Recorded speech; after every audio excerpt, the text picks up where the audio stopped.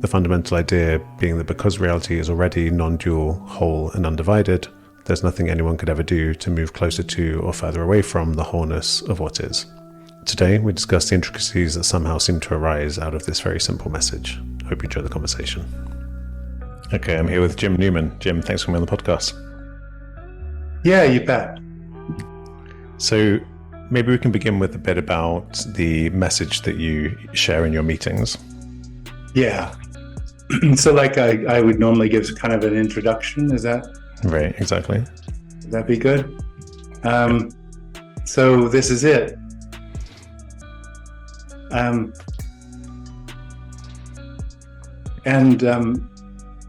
When I say this, I'm not talking about simply perception. I'm talking about the everythingness or the nothingness that appears as this.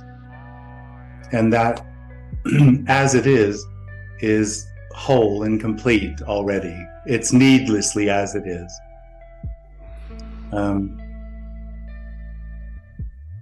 It's quite limitless. So it could appear as anything. And in that sense, it's absolutely free. There's no restrictions to how this appears. At the same time, there's an experience that arises in this that feels as though it's separate from everything. It's an experience that arises in the body. It's generally known as I am, or me, or you. And that experience is one of being separate from everything. And that experience of being separate from everything engenders a sense of loss and a sense of need. A sense of loss of home and a sense of need to become something. And that is the life of that separate experience of trying to find what seems to be lost. So every separate experience is a seeker. Not every separate experience seeks, at a meeting like mine's or in this sort of message, but it can be any sort of seeking at all. Everything that happens in that separate experience is attributed to a seeking energy of trying to find something. The separate experience is limited to satisfaction. It's a temporary okayness, but it doesn't last very long, and it just continues to go on and on in its life, trying to find, in the end, what it's trying to find is the end of itself, but it doesn't know that. It feels like basically what it wants is more, and the only thing it can find more in is more experience. And it's kind of irrelevant to that separate experience what experience is, good or bad. It doesn't really matter. It's just more. And I guess in the end, what that points to is just the need to survive. So that is so that contradicts actually what the longing is, which is the end or the absence of itself, with the experience that what it wants to do is survive by having more and more experience. Right. And so in your meetings, you have people typically asking questions, trying to kind of clarify what you've just laid out. And they're fun to watch because in a sense it's very simple. You just kind of go back over the terrain that we just went over, but the variety of ways in which people try to kind of come up against this message, and then you just you present them with a brick wall that's just dead end after dead end after dead end, and it's kind of just that again and again. And but like it can really lead to like sometimes there's a lot of kind of laughter and humor, and you can almost feel the contagiousness of that release, that you can feel that people are kind of getting it. Like, oh, wait a minute, like I'm not being indulged in any kind of the seeking isn't being indulged. It's just being told no. Yeah, absolutely. The message doesn't give anything to the seeker. It's a dead end. Yeah, and but that just reflects the fact of what I said at the beginning, is that it's already done. Right. The sense that something has to happen is illusory. The whole separate experience is illusory. I think the sense of this being home, and the dead endness of that, the finality of that, the nothing to do, nowhere to go. When there's resistance, that I think can trigger feelings of claustrophobia, feeling trapped, it doesn't feel like what you're looking for. No, it doesn't. But it, as you say, paradoxically, or maybe ironically rather than paradoxically, it is the thing I think you use the word longing for as opposed to seeking, right? Well, so it's not what the individual is looking for. So the individual is truly looking for more experience. And what's longed for is the end of experience. So they don't actually meet.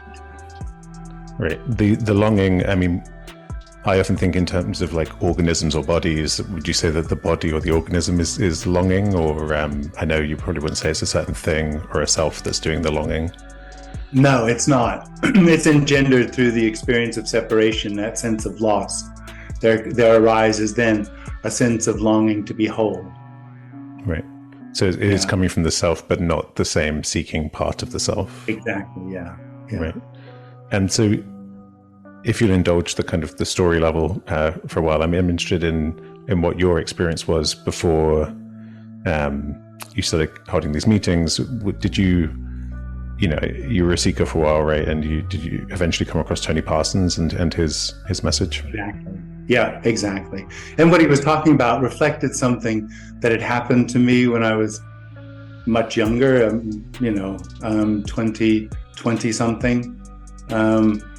And I had then, followed gurus. I had gone to teachers who said they could tell me what had happened. And inevitably, it was an acknowledgement of the individual and something needing to happen, and that I needed to be good enough or diligent enough to be able to find it again. And although it's interesting, although in that initial awakening, it was obvious, it was uncaused, so there was no reason for it to happen, and that there was no way to find it. There's no connection between it and that separate experience, because it's the same thing. It's both are nothing. So there's no way to bridge it. But when that initial experience ended, there was a sense of doubt about that insight. And so I ended up going to teachers and tried to practice to find what I felt had happened, or what I felt at that point I had found. And then when I got to Tony, of course, it was the same message. And immediately it hit me that that's exactly what happened. That was what was longed for. The same message that you're now sharing, as opposed to the same message you got from the other gurus, you mean? It wasn't the same message as the other teachers or gurus, but it totally touched that insight or realization that had happened years ago, that it had nothing to do with me, with the individual. Right. Yeah, and this is one of the ways in which people come up against this dead end in your meetings is the use of terms like knowing or experience or consciousness, which are very common in kind of spiritual spaces of people seeking these experiences, but you are kind of always negating that and pointing to the inherent wholeness, that there's no position to kind of pull back to take in and know and experience all that is, right? That's right. Or call it anything. All that comes up here is all you can say is it's nothing. There's nothing to hold on to. There's nothing to identify or to confirm anything. And sometimes you emphasize that as no thing, as in kind of not objectifiable, right? Like that pulling back I was talking about, right? As opposed to a complete void, absence. Right. No, it's not an absence. Well, it's the absence of me, but it's not a void. It's full. It's full of whatever seems to be happening. I think that's when the word experience, you'll often say there's no experience for, if we say whatever is associated with that body, there's no experience there because there's no experiencer. I think people often will try and pin you down on, for them, experience means the happening, the arising, the appearance.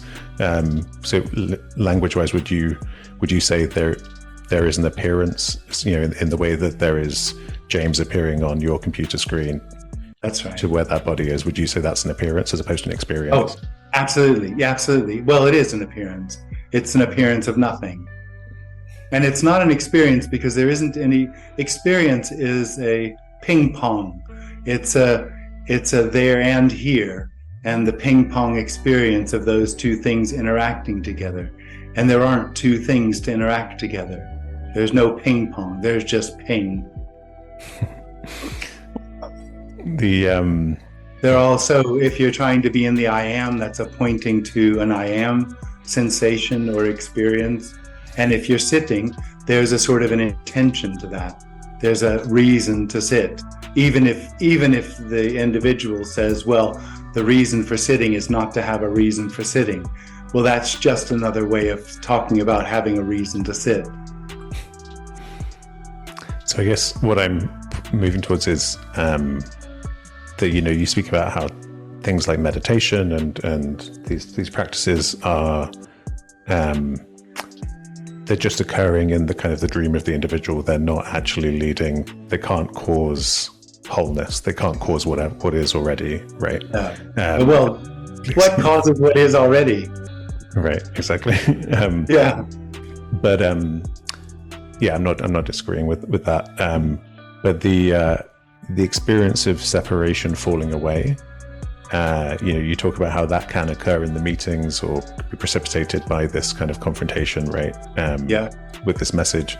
So it does feel like there is some way in which, on the relative level, this falling away, there can be some way not to approach wholeness, but instead to dismantle the illusion of separation.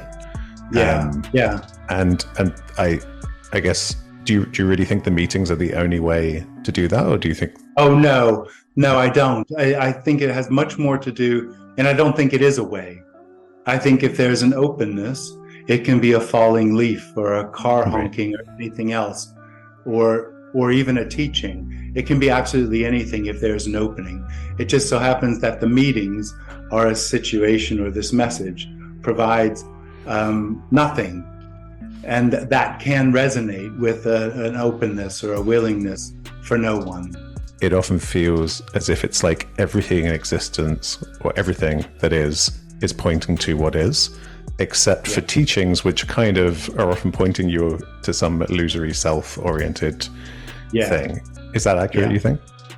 Well, not necessarily. So as long as there's an individual, let's say if there isn't any openness, then everything points back to the individual. Everything is about me. And if there's an openness, then no, it wouldn't necessarily point back to the individual, but a teaching does intrinsically point to a you that has a job to do, a task to achieve in order to find something in particular.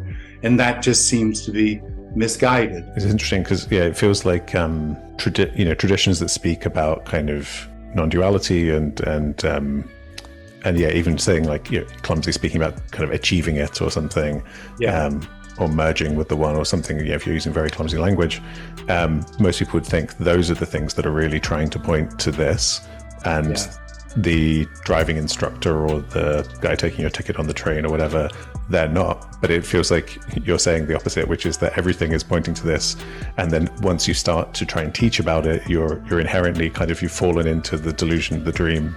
Absolutely. So it's like a complete reversal.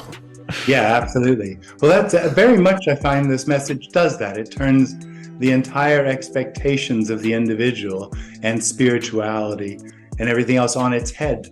It just turns it upside down. I think it's so, in hearing this message, that can definitely have a reaction of the self, of being afraid, of being neurotic. But the individual, just the illusory individual, just in and of itself is neurotic. There are times you can hear kind of genuine anger in people's voice, like the throat gets tight, and that when I heard that, I was like, oh, okay, no, this is really achieving its function, because now you can feel the energy, the seeking energy that doesn't want to hear. The kind of but the futility. I have to push back on the achieving a function, because there actually isn't any intention, obviously, in the meetings. It's a response to questions or invitations like this conversation. It's a response. There's absolutely no intention, because it's patently obvious that everything is already that which is longed for.